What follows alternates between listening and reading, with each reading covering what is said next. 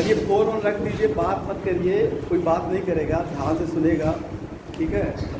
कल हम आपसे बता रहे थे सिंधु घाटी सभ्यता के बारे में, कुछ चीज़ें हमने आपको बताई, ठीक है। आज भी जो भारतीय जगह पे सिंधु घाटी सभ्यता के कुछ ऐसे इम्पोर्टेंट स्थल हैं, उनके बारे में हम आपको बताएंगे। कल ही हम चर्चा कर रहे थे कालीबंगा के बारे में, ठीक है। कालीबंगा, हमने कालीबंगा के बारे में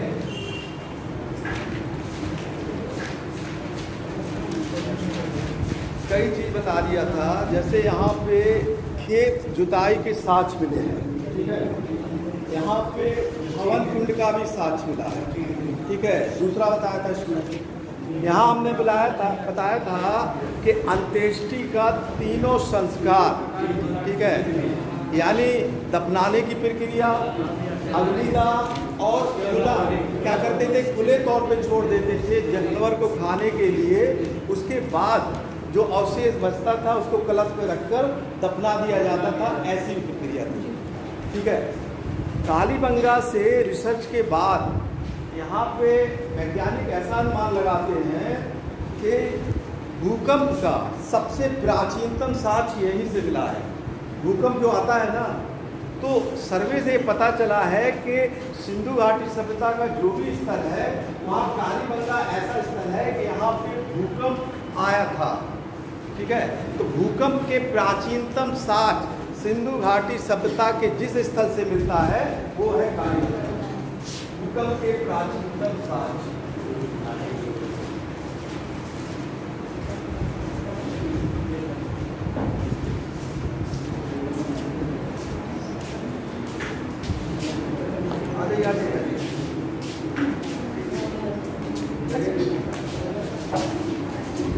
भूकंप के प्राचीनतम साक्ष्य कहाँ से मिलता है? कालीबंगा से मिलता है, ठीक है।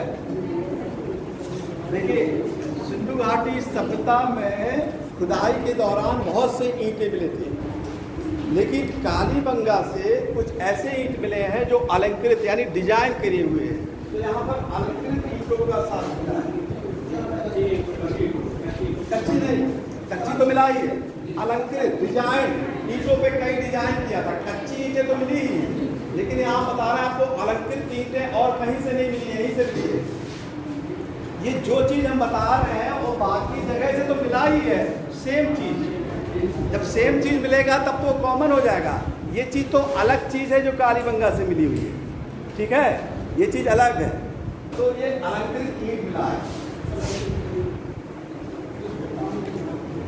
ठीक है।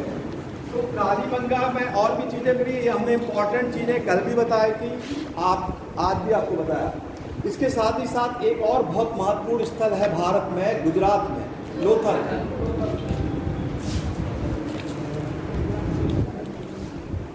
लोथल को लघु हड़प्पा भी कहा जाता है। ये अहमदाबाद जिले में है और भोगवा नदी के किनारे है लोथल। लोथल में बहुत से वस्तुएं मिली हैं, लेकिन यहाँ भोगवा नदी, लोथल में बहुत सी वस्तुएं मिली हैं, लेकिन यहाँ की एक इमारत बहुत फेमस है। वो इमारत है बंदरगाह, या जिसको गोदीवाड़ा भी बोला जाता है, बंदरगाह। वो बंदरगाह सबसे बड़ा, जितने भी सिंधु घाटी सभ्यता से बंदरगाह मिले हैं, लोथल में जो बंदरगाह मिला है उसका आकार सभी स्थलों से सबसे बड़ा है। लगभग 223 मीटर लंबा, 35 मीटर चौड़ा और 36 मीटर गहराई का बंदरगाह मिला है लोथल से। गोदीवाड़ा या जिसको कहते हैं बंदरगाह,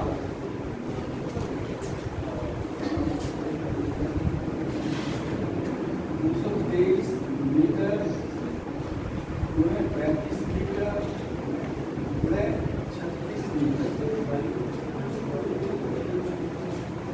इसका माप है लोथल से। इसकी खोज की थी 1954 में एस.आर. राव ने। इसकी खोज की थी 1954 में एस.आर. राव ने।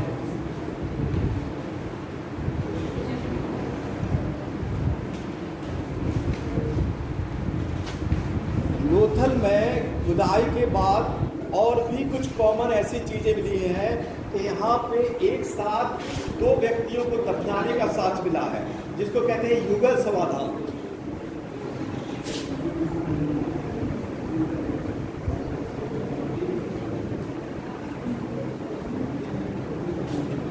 युगल समाधान लोथल से मिला है। सती प्रथा का मान सकते हैं साक्ष्य, ऐसा शुरुआत मान सकते हैं कि ये यहीं से शुरुआत मानी जाती है। लेकिन इतिहास में एक चीज़ याद रखिएगा, जो चीज़ ऐतिहासिक रूप से जो लिखी हुई मिला है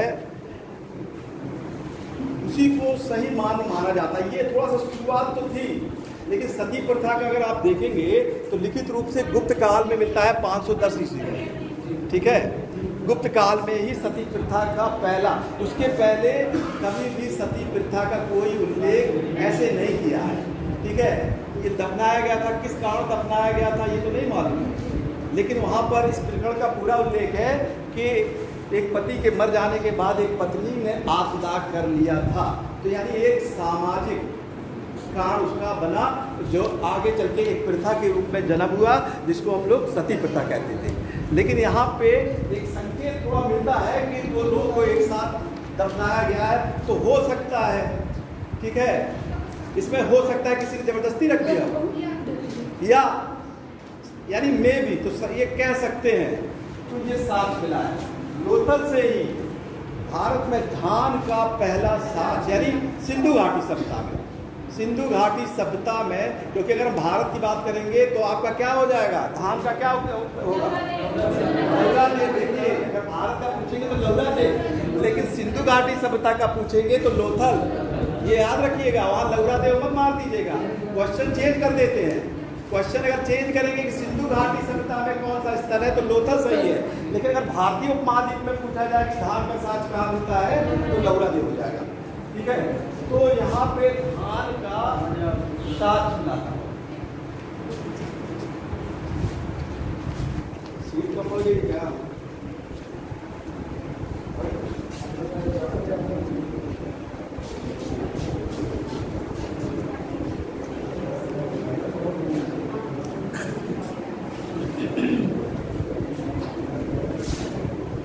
गुजरात में ही कच्छ में एक और महत्वपूर्ण स्थल है धौलीवारा। ठीक है, गुजरात के कच्छ जिले में धौलीवारा है। हमने बताया था, जब हम आपको नगर नियोजन पढ़ा रहे थे तो हमने बताया था सामान्यतः 2 भागों में बटे होते थे, लेकिन धौलीवारा ऐसा था कि वो 3 भागों में बटा हुआ था। उसका जो नगर था वो 3 हिस्से में बटा था। कितने हिस्से में बटा था? 3 हिस्से में बटा था। ठीक है, ये 3 नगर में बटा था।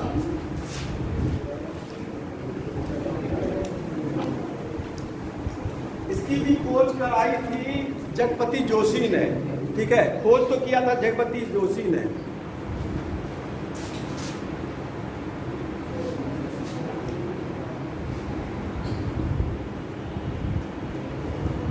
यहाँ पे धौलीवारा में जो उसका नगर क्षेत्र मिला है, उसके प्रवेश द्वार पे ही एक साइन बोर्ड मिला है।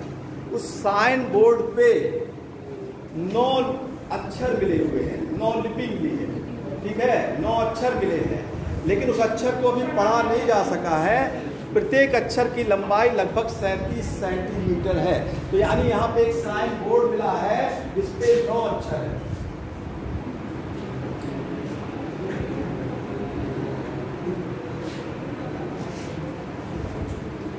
आप लोग बांध तो जानते हैं कि बांध बनाया जाता है, भारत में भी बांध बनना शुरू हुआ है, आज़ादी के बाद बनना शुरू हुआ है। ठीक है, हीराकुंड बांध बनाया गया था।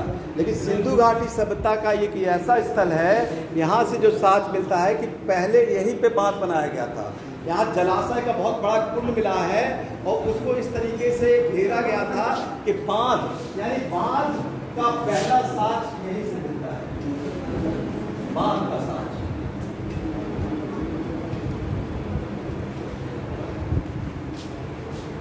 कहाँ से मिलता है? धौलीवारा से। यहाँ पे बांध का साक्ष्य मिलता है। धौलीवारा में ही जितना भी सिंधु घाटी सभ्यता में जल की व्यवस्था थी, जल प्रबंधन की जो व्यवस्था थी, सबसे अच्छी जल प्रबंधन की व्यवस्था यहीं पे थी, सर्वश्रेष्ठ। जो एग्जाम्पल दिया जाता है, जितना भी खोज हुआ है, इसमें माना जाता है कि धौलीवारा में जो जल प्रबंधन था वो पूरे सिंधु घाटी सभ्यता के स्थलों में सबसे अच्छा था, सबसे अच्छा जल प्रबंधन व्यवस्था।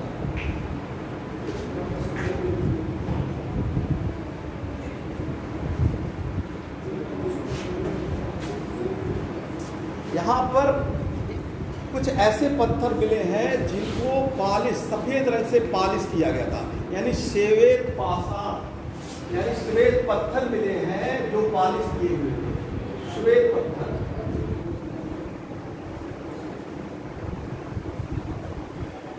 जो पालिश किए हुए।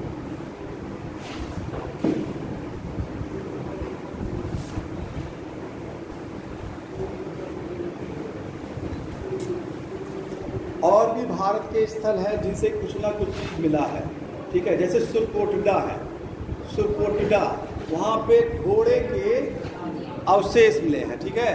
घोड़े के अवशेष मिले हैं सुरकोटिडा से। इसकी भी खोज की थी जगपति जोशी। जगपति जोशी शॉर्ट में दे रहा है, जगपति जोशी 1964। चलिए, ठीक है। ये 1964 में खींच किया था, उसको 1964 में किया गया था। और यहाँ से घोड़े के हड्डियां मिली है।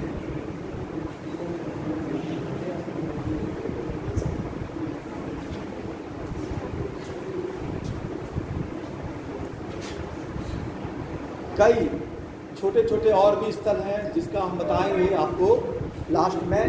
लेकिन अब हम लोग देखते हैं कि सिंधु घाटी सभ्यता जो इतनी विकसित सभ्यता थी, उन लोगों का जीवन यापन कैसा था, ठीक है। तो उसको हमने शुरू में ही आपको बताया था कि उनको हमको 4 पक्षों में देखना पड़ेगा कि उनका राजनीतिक जीवन क्या है, सामाजिक जीवन है, ठीक है। तो चलिए 4 चीज में उनको डिवाइड करते हैं, इसको बता दें जी।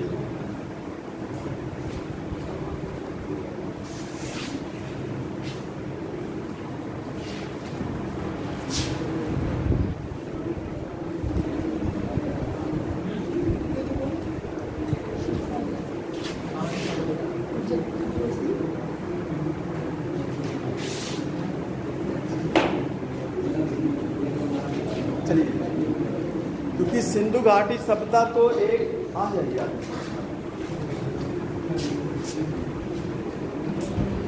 सिंधु घाटी सभ्यता तो एक आद ऐतिहासिक है, कोई चीज़ लिखित नहीं है। तो इसकी भी जो भी जानकारी मिली है, तो जो भी वहाँ पे साक्ष्य मिले हैं, उन्हीं के बारे में हम लोग जानेंगे कि इसका राजनीतिक जीवन क्या है, ठीक है। आइए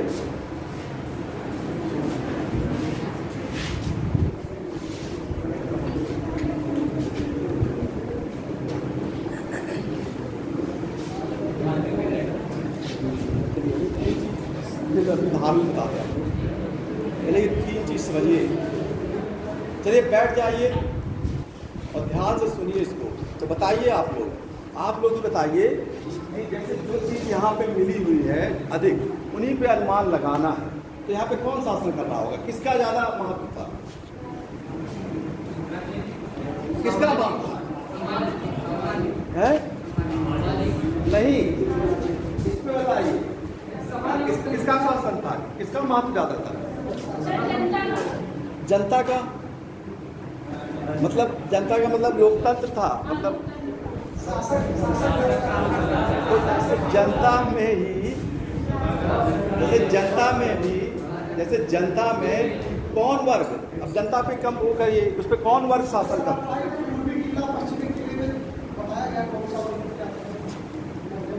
चलिए वो तो रहते थे, बहुत सी जनता, मान लीजिए आप लोग सभी लोग हैं यहाँ पे, लेकिन इसमें हाँ, अब आपने पकड़ा व्यापारी। क्यों व्यापारी वर्ग क्यों? देखिए इन्होंने सही बताया, व्यापारी वर्ग का क्यों था, कि व्यापारी वर्ग का क्यों था? क्योंकि खुदाई से इतनी वस्तुएं मिली हैं, वहाँ पे इतनी अधिक वस्तुएं मिली हैं कि व्यापारी लोग ही वहाँ पे सर्वे सर्वा थे, ठीक है। आप देखेंगे तो इतने मिट्टी के बर्तन मिले हुए हैं, इतनी कलात्मक वस्तुएं मिली हैं। तो ये सारा चीज़ जो वस्तुएं हैं, आप मार्केट में जाते हैं ना, आप बाजार में जाते हैं तो देखते ना कि हर चीज़ आपको मिल जाता है। आप मॉल में जाएंगे तो हर सामान मिलेगा ना, तो वो क्या है, वो क्या कर रहा है, बिजनेस कर रहा है ना वो व्यक्ति। तो यहाँ भी जितनी भी वस्तुएं थी उससे ये संकेत मिलता है कि यहाँ क्वेश्चन ऐसे आएगा कि किसका क्या था, मान लीजिए इसमें किसका सर्व, यानी कौन यहाँ पे किसका प्रभुत्व था। तो यहाँ था वणिक या व्यापारी, ठीक है, वणिक या व्यापारी। बाकी चीजें देखने से तो ये पता चल जाती है कि वहाँ बहुत से लोग रहे हैं। मिट्टी के बर्तन थे तो इसका सीधा संकेत है कि कुम्हार है। हड़प्पा को खुदाई लगा तो वहाँ पता चला कि मजदूर लोग रहते थे, श्रमिक भी वहाँ पे रहते थे, ठीक है। औजार मिले हैं, ऐसे औजार मिले हैं नुकीले, तो ऐसा भी लगता है कि वहाँ सैनिक भी रहे थे, कि उनका भी उपयोग होता था। तो वहाँ पे कई वर्ग के लोग थे, श्रमिक भी थे, जुलाहे भी थे, कुम्हार भी थे, कई वर्ग के लोग रहते थे। लेकिन सबसे अधिक जो प्रभाव था वो था वाणिज्य यानी व्यापारी वर्ग का, ठीक है। व्यापारी या वाणिज्य वर्ग का सर्वाधिक राजनीतिक जीवन इनका सर्वाधिक प्रभाव था, ठीक है। अब आते हैं बाकी वर्ग में। अगर आप पूछेंगे कि कौन कौन थे तो शिल्पी आप जानिए, कुम्हार, क्योंकि मिट्टी का तो सर्वाधिक उपयोग होता था, ठीक है, शिल्पी वर्ग भी था।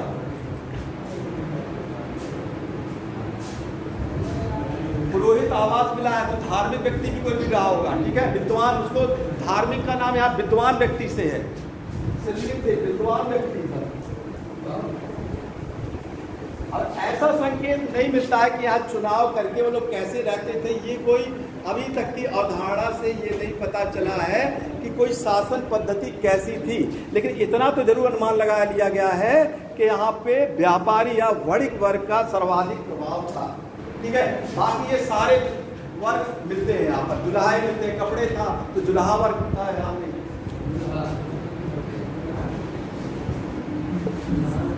अब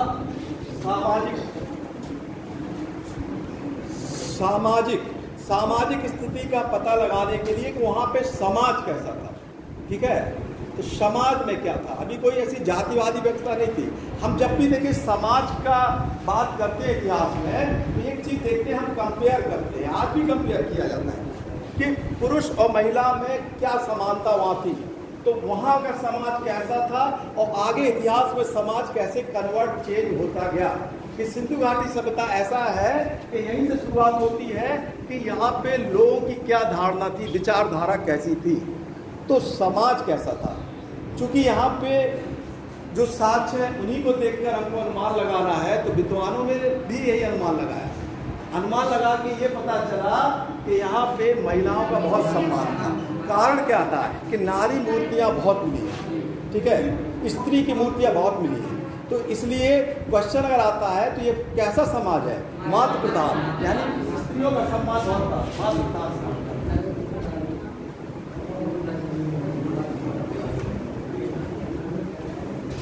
ठीक है। आभूषण, यहाँ पे देखिए आभूषण जितने भी कलाकार थे, ठीक है, सब लोग सभी तरीके के आभूषण बना लेते थे। आज भी आप लोग देखते हैं कि स्वर्णकार सोने का काम करता है। तो उस समय भी सिंधु घाटी सभ्यता में एक चीज़ जान लीजिए, सोने का भी माला मिला है, तो सोने का भी उपयोग होता था। सोना, चांदी, तांबा, कांसा, सिर्फ लोहा नहीं मिला है, लोहा नहीं मिला है। तो यहाँ पे जो आभूषण मिले हैं वो सोना, चांदी,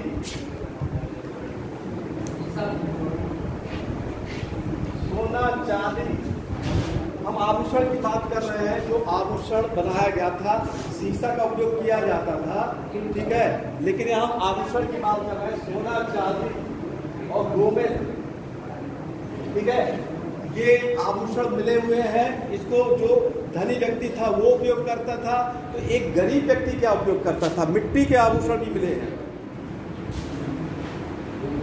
मिट्टी के। गरीब व्यक्ति मिट्टी का आभूषण बनाता था, यानी माला, ठीक है, और सीपी का माला मिला है।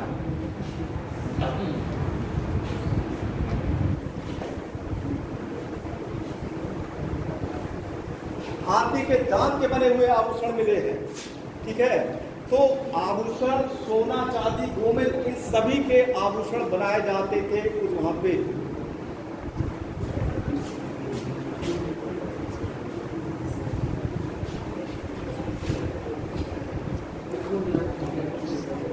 घाटी सभ्यता में मनोरंजन का साधन क्या था?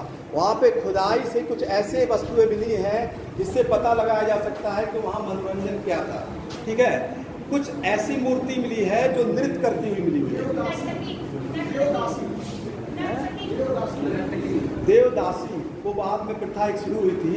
ठीक है, नृत्य करती हुई मूर्ति यहाँ मिली है।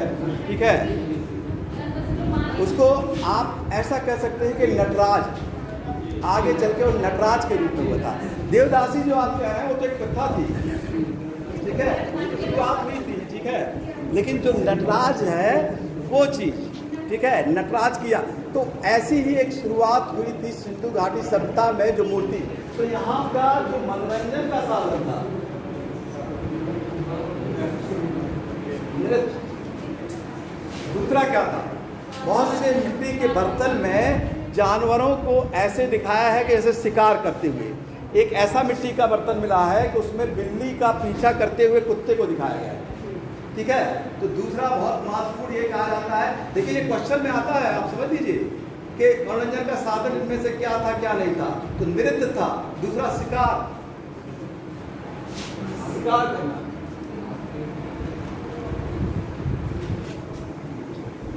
ठीक है, तीसरा वहां से पासा मिला है। ठीक है, पासा, तो पासा खेलना भी उन लोगों का बहुत शौक था।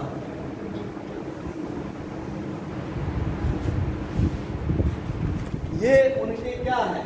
मनोरंजन के साधन। ठीक है, ये सिंधु घाटी सभ्यता में ये क्वेश्चन आपके आते हैं सारी चीजें कि मनोरंजन के क्या क्या साधन थे। तो नृत्य था, शिकार करना और पासे का खेलना। ठीक है, आगे चल के आप तो देखते ही होंगे कि पासे का खेल बहुत प्रचलित हो गया। महाभारत काल में भी आपने देखा होगा कि ये खेल बहुत इंपॉर्टेंट था। इतिहास में कई जगह दिखा है कि पासे का खेल खेला जाता था। ठीक है, चौसा जो खेलते थे। आगे आप लोग मॉडर्न में उसी को लूडो टाइप में खेलते हैं, खेलते कि नहीं खेलते हैं?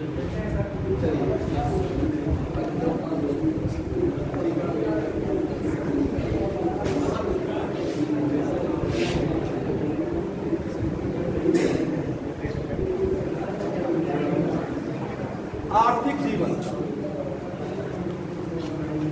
आर्थिक जीवन का मतलब क्या है? आय से है। क्या आय था वहां के? आय का साधन क्या था? मेरे व्यापार और पशुपालन। बिल्कुल सही। क्या क्या था फिर बोलिए आप?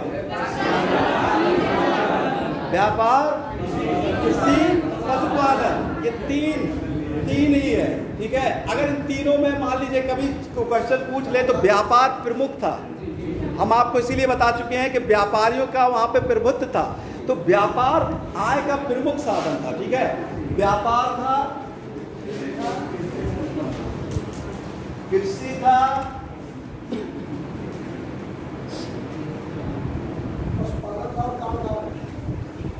पशुपालन। ये मेन तीन साधन थे जो आय के थे। ठीक है, तो व्यापार का तो हम बताएंगे कि क्या क्या व्यापार कहाँ से होता था।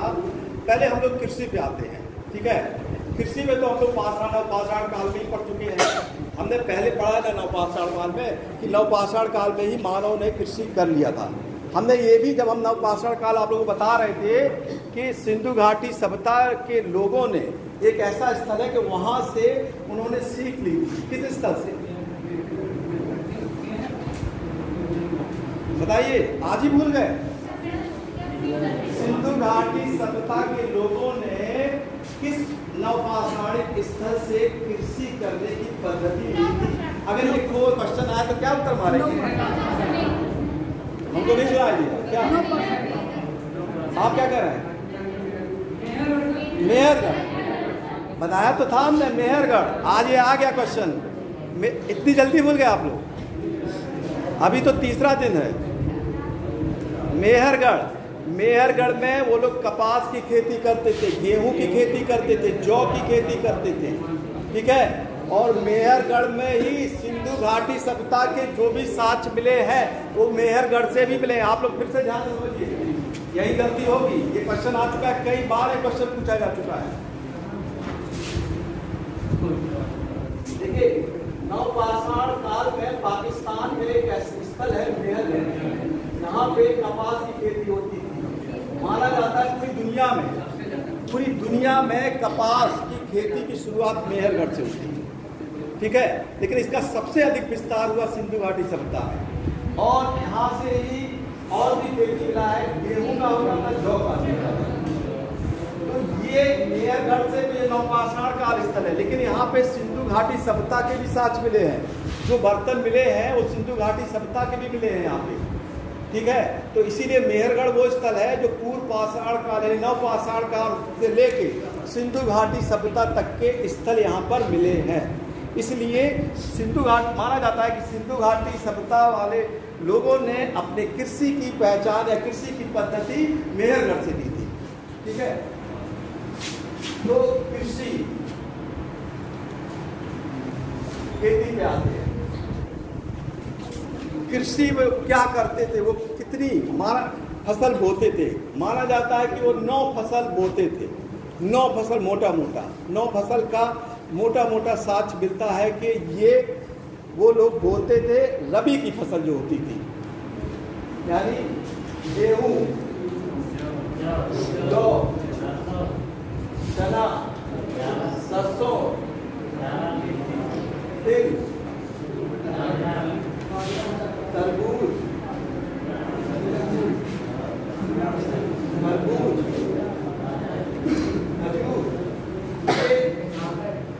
बाकी मोटा फसल भी जो आप कह रहे हैं ना, ये भी मिला है मोटा भी, ज्वार, बाजरा, ये सब आपका क्या है, ये फसल मिली है। वहाँ पे खेती होती थी, ये कृषि का वहाँ पे होती थी, यानी गेहूं, जौ, मटर, सरसों, ये इंपॉर्टेंट फसल थी जो सिंधु घाटी सभ्यता के लोग बोते थे। गेहूं की 3 वैरायटी मिली है और जौ की 2 वैरायटी मिली है। गेहूं की 3 फसल बोने का साक्ष्य मिला है और जौ का 2 फसल बोने का जो मिला है साक्ष्य। तो जो कृषि कार्य होता था ये बहुत ही क्या कहते हैं व्यवस्थित तरीके से खेती की जाती थी।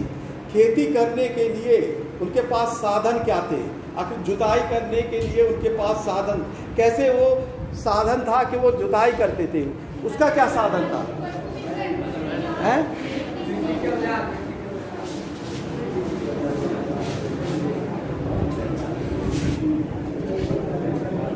तो पानी की व्यवस्था कैसे की जाती होगी वहां पे, साधन क्या मिला है?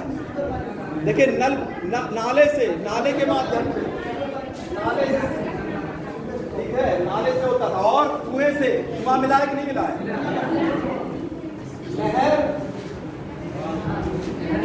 नहर मिला है? नहीं मिला है।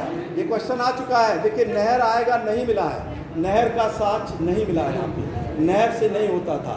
बाकी वर्षा से, वर्षा सामान्य रूप से क्या कहते हैं नेचुरल जो वर्षा होती थी उससे होता था, ठीक है, जो वर्षा होती थी उससे होता। तो ये क्या होता है कि खेती करने के लिए आपके साधन थे, ठीक है। ये क्वेश्चन आता है, आप लोग जो ये लिख रहे हैं ये सारी चीजें क्वेश्चन आता है। नाला हुआ, कुआं हुआ, वर्षा, यही माध्यम था जिससे क्या होता था, खेती होती थी। बांध जो वहाँ पे बताया गया है, बांध एक माध्यम है, लेकिन बांध हमेशा आप समझिए, इन्होंने बहुत सही क्वेश्चन पूछा। बांध को हमेशा नहर बना के खेती की जाती है। बांध में क्या किया जाता है, पानी एकत्रित किया जाता है, तो उसके लिए तो नहर बनानी पड़ेगी ना। नहर नहीं मिला है, यही गलत हो जाएगा। बांध जहाँ मिला है वो तो हमने बताया, लेकिन वो वहाँ पे बांध में सिंचाई के लिए नहीं किया गया था। वो एक ऐसा कुल मिला, उन्होंने बांध की डिजाइन की थी। बांध की क्या किया था, डिजाइन किया था, ना कि वो खेती के लिए उपयोग करते थे। समझ रहा है? तो खेती के लिए बांध, जहाँ भी आपने बांध देखा होगा वहाँ देखे होंगे नहर बना के सिंचाई की जाती है। बांध का एक कॉन्सेप्ट ही है, बांध बनाया जाता है फिर नहर निकाली जाती है, तभी सिंचाई होगा। क्योंकि बांध क्या होता है, पानी एकत्र किया जाता है।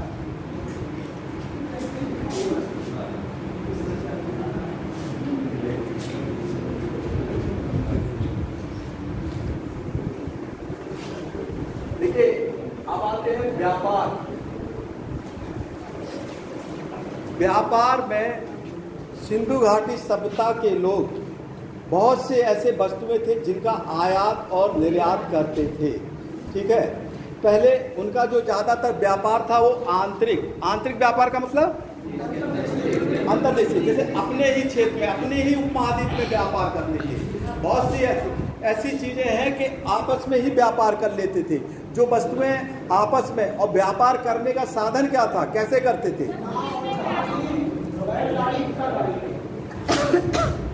वो बैलगाड़ी, इक्का गाड़ी था, चलिए ठीक है, लेकिन कैसे? मान लीजिए कोई सामान ले गए तो कैसे उनको क्या मिला? सामान क्या करते थे? बस बदलते थे। उसको क्या कहते हैं? विनिमय। अर्थशास्त्र में उसको कहते हैं विनिमय या एक्सचेंज। विनिमय यानी व्यापार की सीधा आंसर होता है कि विनिमय के माध्यम से।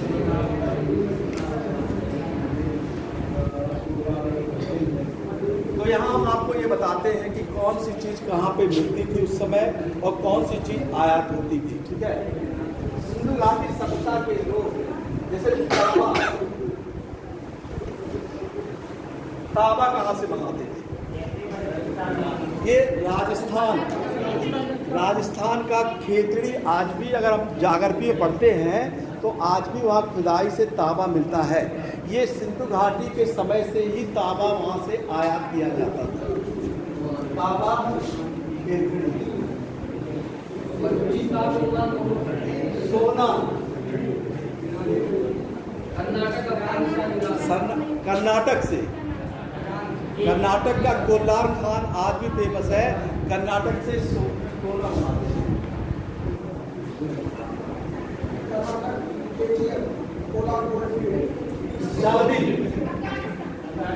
चांदी।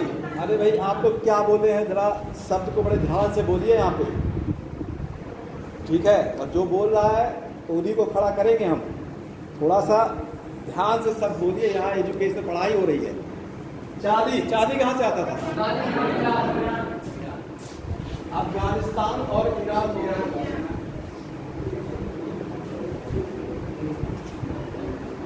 लाजवंत मणि, ये भी एक समाज होता था।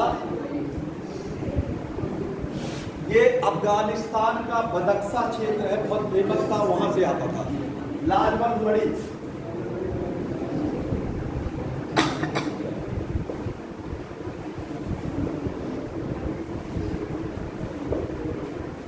ये आता था अफगानिस्तान का बदख्शा क्षेत्र है, वहां से ये लाजवंत मणि आयात किया जाता था। ठीक है, तो ये मोटा चीज हमने आपको बता दिया है कि क्या चीज कहां से आता था। तांबा, सोना, चांदी, लाजवंत मणि। ठीक है, ये आंतरिक व्यापार होता था इनका। भारत का व्यापार आंतरिक के साथ, यानी सिंधु घाटी सभ्यता का जो व्यापार होता था वो विदेश में भी होता था। मेसोपोटामिया में भी, यहाँ की मोहरें मिली है मेसोपोटामिया में, वहाँ से ये पता चलता है कि विदेश में भी व्यापार होता था। तो सिंधु घाटी सभ्यता के लोग क्या निर्यात करते थे?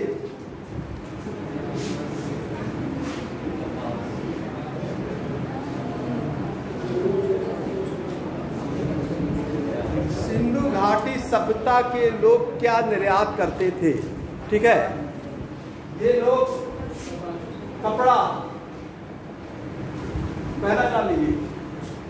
आज भी आप अगर इकोनॉमिक्स पढ़ेंगे तो आप देखेंगे कि भारत में निर्यात करने में कपड़े का दूसरा और तीसरा स्थान है आज भी। ठीक है, जो कपास है, ठीक है, यहाँ पे तो ये सिंधु घाटी सभ्यता से जो शुरुआत होती है कपड़े के निर्यात की, इतिहास का पन्ना पलटते जाएंगे, ये हमेशा बना रहा है। हम गुप्तकाल का में तो एक कपड़ा यहाँ का इतना फेमस था कि सोने से अदला बदला जाता था। इटली में जाता था, रोम में, तो वो कपड़ा सोने से अदला बदला, यानी हमारे कपड़े की मांग बहुत प्राचीन काल से है। ठीक है, और कई इतिहासकारों ने लिखा है। हम सिंधु घाटी सभ्यता में भी देखते हैं कि यहाँ के कपड़ा यानी कपास का निर्यात होता था, और यहाँ से दूसरा होता था इमारती लकड़ी।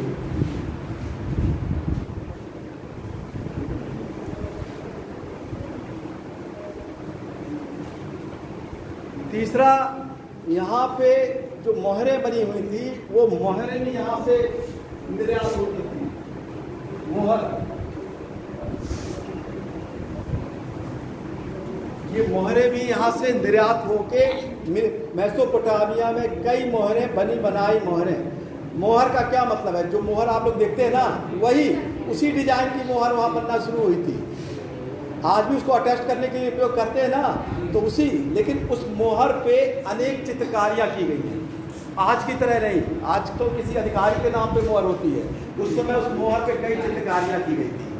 एक तो मोहर अभी हम आपको बताएंगे मोहनजोदड़ो मिली है, उस मोहर से ये साक्ष्य मिलता है कि शिव जी का आकार बनाया गया था उसमें, जो मोहनजोदड़ो से मिला है। तो ये मोहर भी वहाँ पे निर्यात होता था। तो ये इमारती लकड़ी, कपड़ा, ये फेमस चीज़ थी जो वहाँ पे निर्यात होता था। उसके बदले में कुछ सामान यहाँ पे आता था।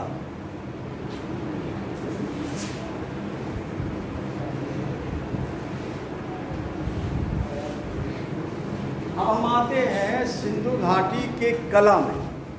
सिंधु घाटी की सबसे बड़ी विशेषता उनकी कला ही है।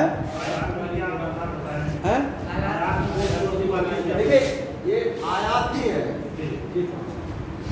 हमने बताया नहीं, तांबा है। ये तांबा का खिचड़ी से लाते थे ज़्यादातर। वो चीज़ तांबा यहाँ से लाते थे, सोना कर्नाटक से लाते थे, चांदी अफगानिस्तान से लाते थे, और लाजोत मणि आपका यहाँ से लाते थे। तो ये आयात ही होता था इनका।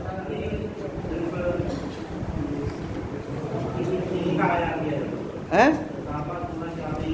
हाँ, इन्हीं का आयात किया था। बाकी चीजें तो यहाँ पे कृषि का उत्पादन होता ही था, कपास का तो खेती होती थी, ठीक है। क्योंकि ये चीज इसलिए एक आयात होता था कि ये चीज जहाँ पे सिंधु घाटी सभ्यता के जो स्थल है, वहाँ से यहाँ तांबा की खुदाई से तांबा नहीं मिला है, तांबा की वस्तुएं मिली हैं। समझ रहे हैं आप? तो ये अनुमान लगाया गया है कि उस समय कहाँ से तांबा आता था। तो जब पुरातत्व विभाग ने सर्वेक्षण किया तो इन सारे क्षेत्रों में जो तांबा है, खेतड़ी में आज भी यहाँ खुदाई से तांबा मिलता है। समझ गए? उन स्थलों से खुदाई से तांबा नहीं मिला है। आप लोग ध्यान से समझिएगा इस चीज को। वस्तुएं मिली है, बनी बनाई, ये तो आयात किया गया था। तांबा, सोना, चांदी, लाजोत बड़ी, ये आयात किया गया था, ठीक है। ये यहाँ से आयात करते थे।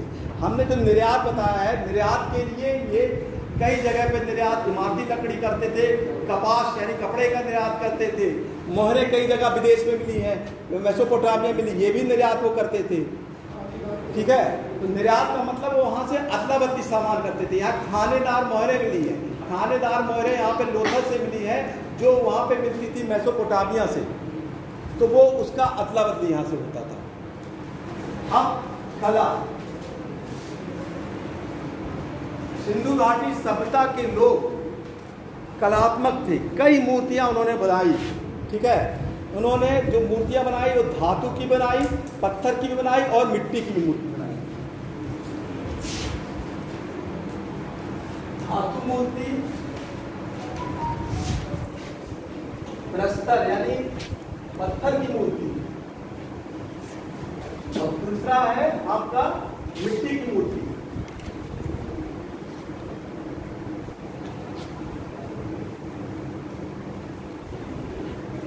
जो धातु की मूर्ति थी वो तांबे और कांसा दोनों की मिली हुई है। तांबे की भी मिली हुई है और कांसे की भी मूर्ति मिली हुई है। कांसे की सबसे फेमस जो मूर्ति मिली है, एक महिला की मूर्ति है, वो नृत्य करते हुए मिली है, ठीक है। कांसे की, वो कहाँ से मिली है? मोहनजोदड़ो से मिली है। उसका एक बार क्वेश्चन आया था कि वो कितनी लंबाई में है, 10.5 इंच।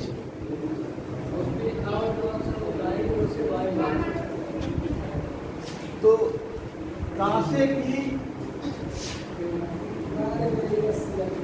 नृत्य करती हुई मूर्ति, ये आपका मिला है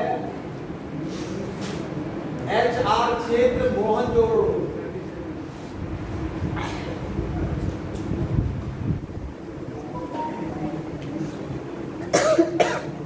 मोहनजोदड़ो से ही क्या कांसे की ही बनी हुई भेड़ की मूर्ति मिली है।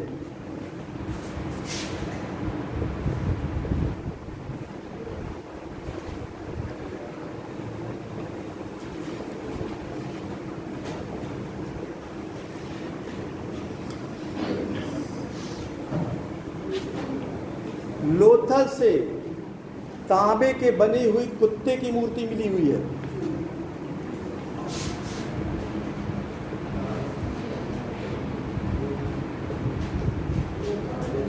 ये तांबे की मूर्ति कुत्ते की, ये मिला है आपका लोथल से, तांबे की बनी हुई। लोथल से ही बैल यानी वृषभ की मूर्ति मिली हुई है।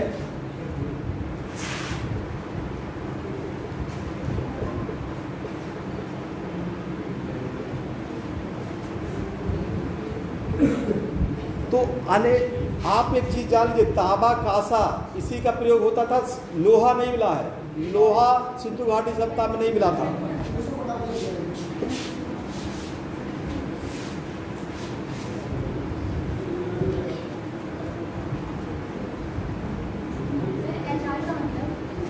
ये सिंधु घाटी मोहनजोदड़ो को क्षेत्र में डिवाइड किया था, एचआर और डीके क्षेत्र। ये जो दो क्षेत्र बचा था, ये एचआर क्षेत्र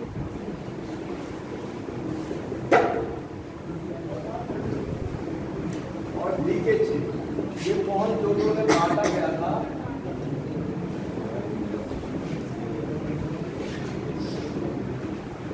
जहां पे मानव की मूर्ति मिलती थी, ह्यूमन रिसोर्स, ठीक है, वहां पे उनको उन्होंने इंगित कर दिया था मानव की मूर्ति, ठीक है, एचआर क्षेत्र से।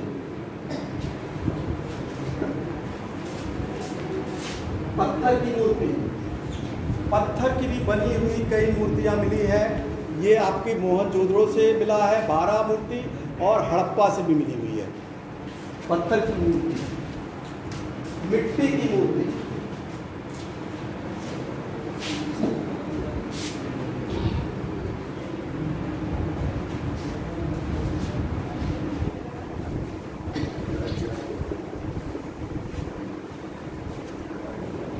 मिट्टी की मूर्ति मानव और नारी दोनों, लेकिन स्त्री की मूर्ति सर्वाधिक हम बता चुके हैं। भारत में सिर्फ एक ही स्थान है कि जहाँ पे स्त्री की मूर्ति मिली है, बाकी सारी स्त्रियों की मूर्ति, नारी की मूर्ति पाकिस्तान में मिली है। भारत के हरियाणा के बनावली में ही सिर्फ नारी की मूर्ति मिली है। इसको बहुत इंपॉर्टेंट बनेगा, भारत के बनावली यानी हरियाणा,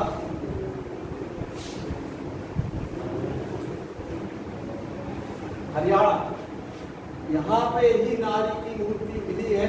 भारत की बात कर रहे हैं, बाकी पाकिस्तान में हर जगह नारी की मूर्ति मिली है। यहाँ पे सिर्फ बनावली में नारी की मूर्ति मिली है, ठीक है।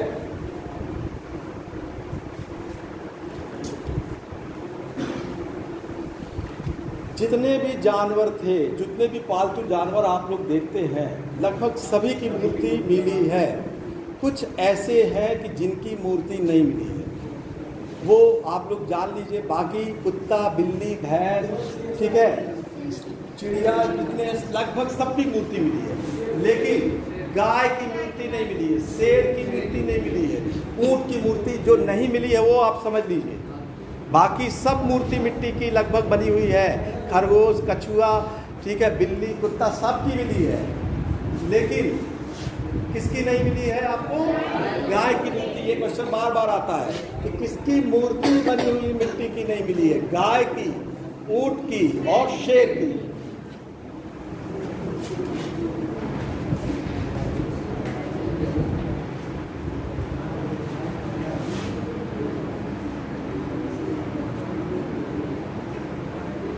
शेर की मूर्ति और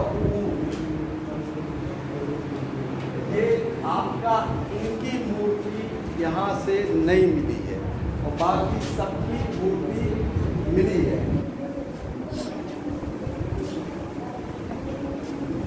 अब हम आपको बताते हैं मोहर के बारे में, ठीक है।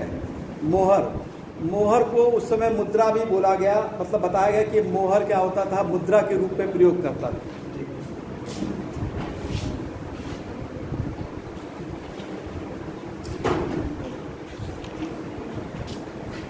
मोहर जो 4 चीजों से बना होता था, सैलखड़ी पत्थर होता है, ठीक है। सैल खड़ी तांबा, मिट्टी और गोबर, जो मोहर होती थी वो 4 चीज से, किससे किससे? सैल खड़ी से, तांबे से, मिट्टी से और गोमेद। गोमेद एक पत्थर होता है, आप लोग जानते होंगे, ठीक है। ये 4 चीज से बनी हुई मोहर मिली हुई है, लेकिन सर्वाधिक जो मोहरें मिली हैं वो सैल खड़ी की बनी हुई है। सर्वाधिक क्या है? सर्वाधिक मोहर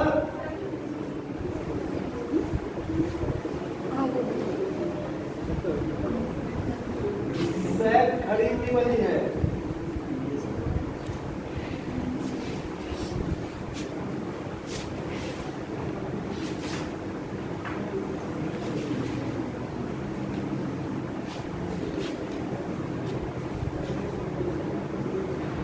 सर्वाधिक जो क्वेश्चन आता है, अब जैसे ये 4 ऑप्शन है, क्वेश्चन आ जाएगा कि इनमें सर्वाधिक मोहरें किससे बनी हुई है? सैल खड़ी से। समझ आया आपको? इससे सर्वाधिक मोहरें बनी। मोहर कई आकार में बनी थी, कई आकार। आकार आपको समझना, वर्गाकार, आयताकार, गोलाकार, घनाकार। कई आकार में मोहरें बनी हैं, वर्गाकार, आयताकार, गोलाकार, घनाकार। लेकिन सर्वाधिक जो मोहरें मिली हैं वो है वर्गाकार या चौकोर। वर्गाकार या चौकोर, ये भी क्वेश्चन आता है। मोहरे का आकार सबसे ज्यादा प्रचलित क्या था? वर्गाकार या चौकोर। इसमें सर्वाधिक मोहरें बनी थी, वर्गाकार या चौकोर।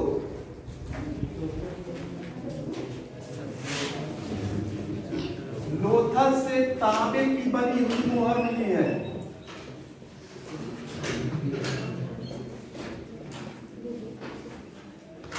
लोथल से तांबे की बनी हुई मोहर मिली है, ठीक है। लोथल से तांबे की मोहर। अब इसी मोहर से कुछ धर्म का संबंध भी आ जाता है। एक विद्वान थे मैके, उनको मोहनजोदड़ो में खुदाई के दौरान एक मोहर मिली थी। उस मोहर पे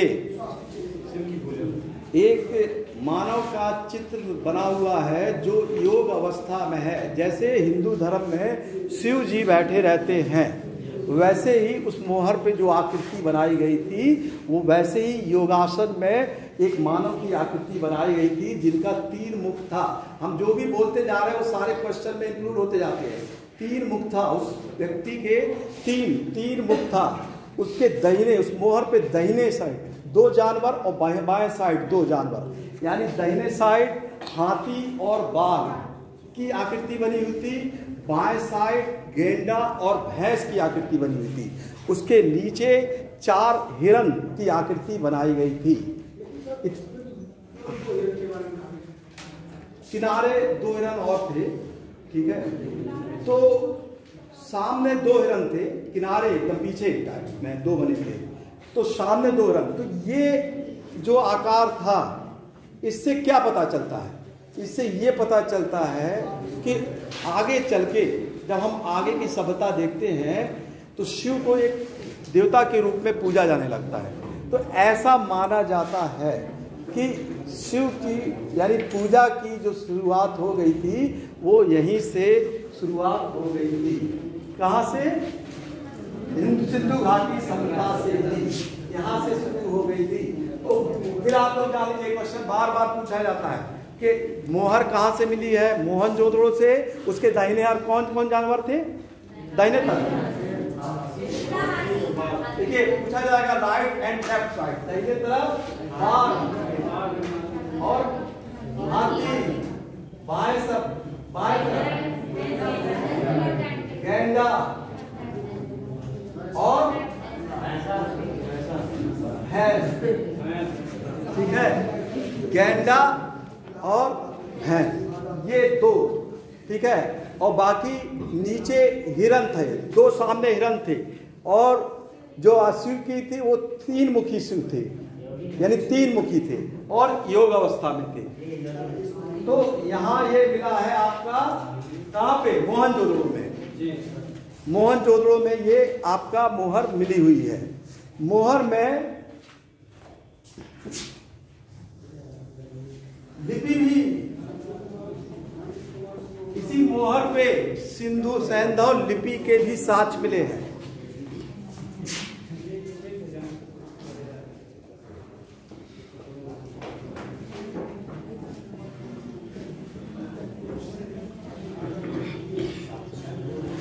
सैंधव लिपि के भी साक्ष्य इसी मोहर से मिले हुए हैं।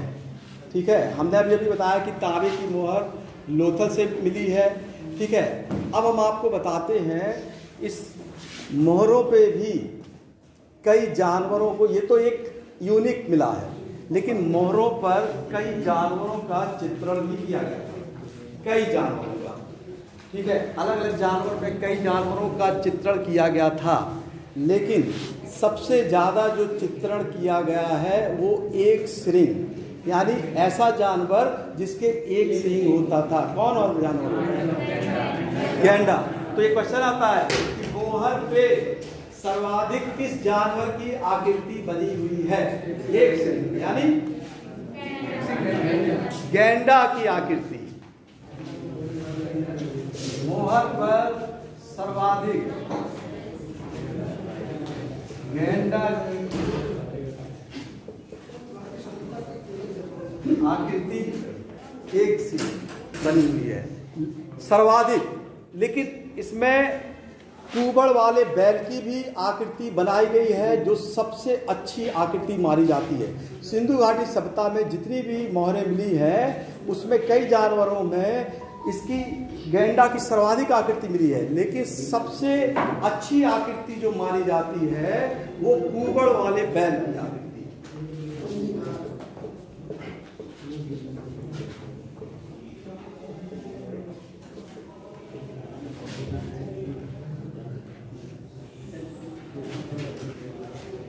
लोथल में, लोथल जो गुजरात का लोथल जो अभी हम आप लोग पढ़ रहे थे, उसी लोथल से फारस की मोहर मिली है।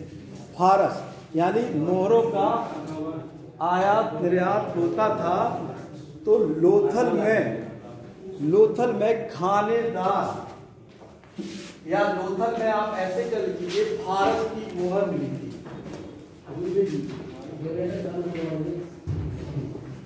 फारस की मोहर मिली थी। ठीक है, समझ में आ रहा है कि नहीं आ रहा है? चलिए, तो अब हम यहीं पे स्टॉप करते हैं। ठीक है, आप इसको बंद कर दीजिए। चलिए।